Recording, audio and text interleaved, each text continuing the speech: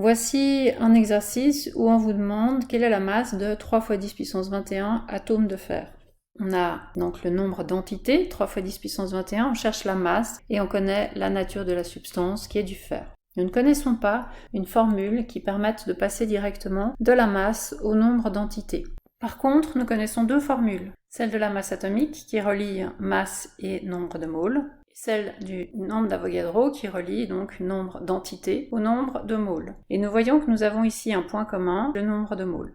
Dans l'énoncé, nous avons le nombre d'entités. Le nombre d'Avogadro, lui, est connu, puisque c'est une constante. 6,022 × 10 puissance 23 entités par mole, donc dans notre cas, on parle d'atomes par mole. Et la masse atomique peut être trouvée dans le tableau périodique. Elle est en l'occurrence de 55,85. À partir de maintenant, il y a deux méthodes. Soit vous faites le calcul en deux étapes, soit vous incluez une équation dans l'autre pour n'avoir plus qu'une seule inconnue, c'est-à-dire m, et faire disparaître les n qui sont communs aux deux équations. Si je sors m de la première équation, je vois que petit m est égal à ma fois n, et si de l'autre équation je sors n, j'obtiens ici quelque chose qui va me permettre de remplacer ce n inconnu. Il ne me reste donc plus qu'à remplacer par les données.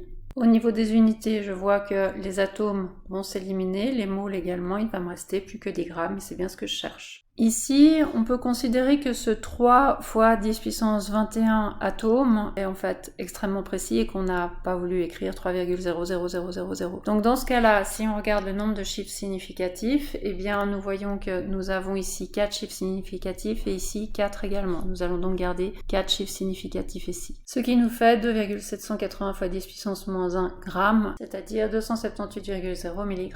Vous pouvez aussi bien sûr faire ce calcul en deux étapes.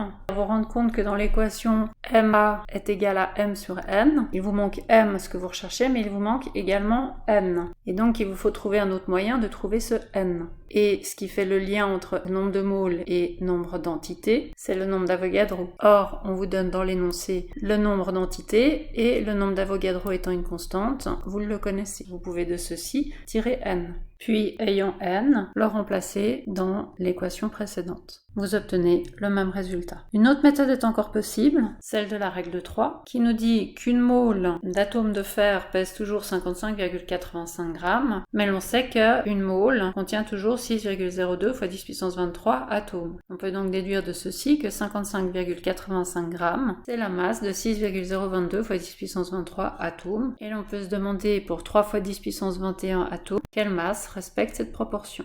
On trouve encore une fois le même résultat.